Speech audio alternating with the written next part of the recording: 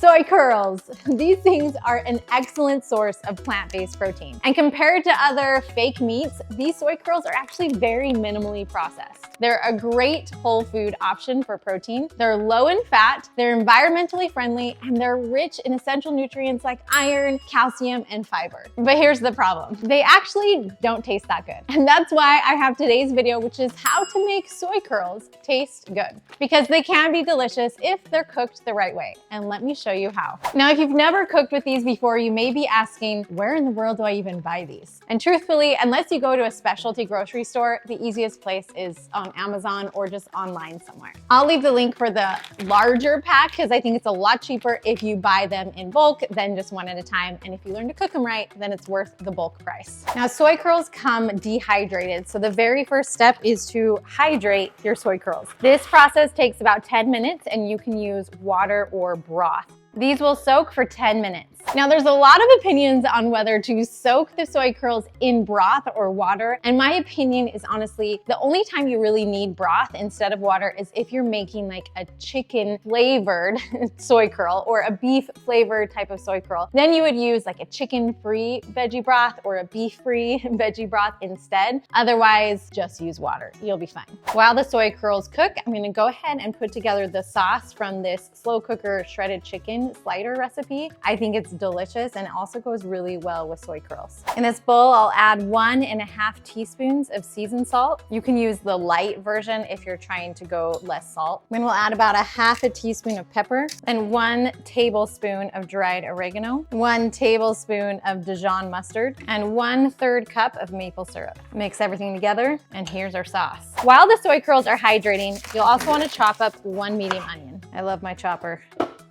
Now, the next step in making soy curls taste good is to drain out all of that liquid. And not just drain, we need to squeeze. You really want to squeeze out all of that extra liquid. This makes a big, big difference. You need to get all the liquid out so that it can absorb the flavor. You can use a tofu press if you'd rather not do it by hand. Now, you could just easily cook these over the stove with your favorite sauce, but I want to show you how to make them taste a little bit better. And there's 2 options. For the oil-free option, you'll use your air fryer, and for the with oil option, we will do it over the stove with a little bit of oil. I'm gonna turn my stove on medium to high heat. And next I'll take about 1 tablespoon of oil and just spread it around the pan. Doesn't take that much. And now I'm going to use just half of these soy curls to pan fry them. And I know the flavor's not on yet. That's okay, we'll add that later. And then I'll save the other half for the air fryer method. And then we'll just fry them for a little bit until they become a little bit more brown. Now the air fryer method is super simple. We're just gonna place them on my tray and air fry them. Again, we just want to kind of crisp them up on the outside and then we'll add in the flavor after.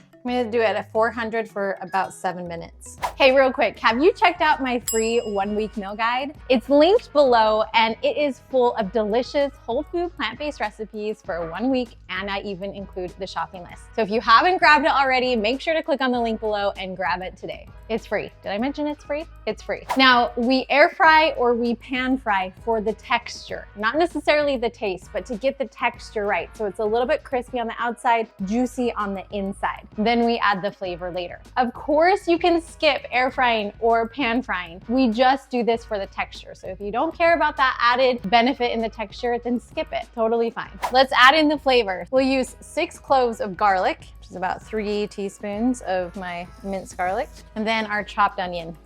Because of the oil on the pan, you do not need to add water to water saute. It has enough oil. I'm just gonna cook the onions and then add in the sauce. While the onion's cooking, I'm gonna go back and check on my air fried version. All right, it's been about 6 minutes, a little bit longer, almost 7. And look at this, it's just golden, it's perfect, and they're crunchy. And now we just add in the flavor and that's all we need. Very similar to the oil-based version, but we didn't have to use oil. Crunchy. They have no flavor, but they look perfect. So if you just air fried them, then you'll saute the onion, saute the garlic, and then add in the air fried soy curls. For sake of ease, because we want all the flavor to be in here, I'm just gonna add them in with the fried version. So I just wanted to show you the 2 different versions of how you can just add that extra step to make it taste just a little bit better. Just have that better texture. Again, you could avoid either of them. You could just decide to saute your onion and then put in the dehydrated soy curls right then and then add the sauce. It's definitely an option too. And it's a great option when you're short on time. All right, let's add in our sauce.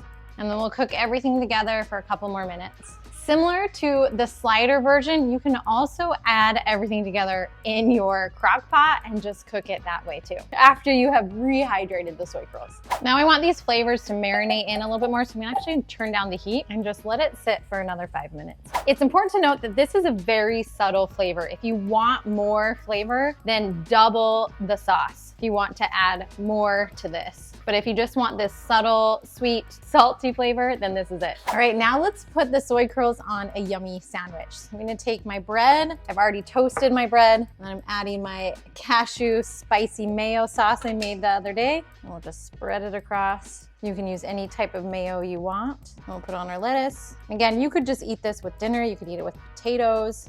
All right, here's the soy curls. These soy curls don't need to be placed in a sandwich. You can just have them with potatoes and vegetables. Have them like you would eat chicken, any way you like it. This is just a super simple, easy way to show you how to apply this basic, delicious flavor to anything, including a sandwich. All right, time to taste.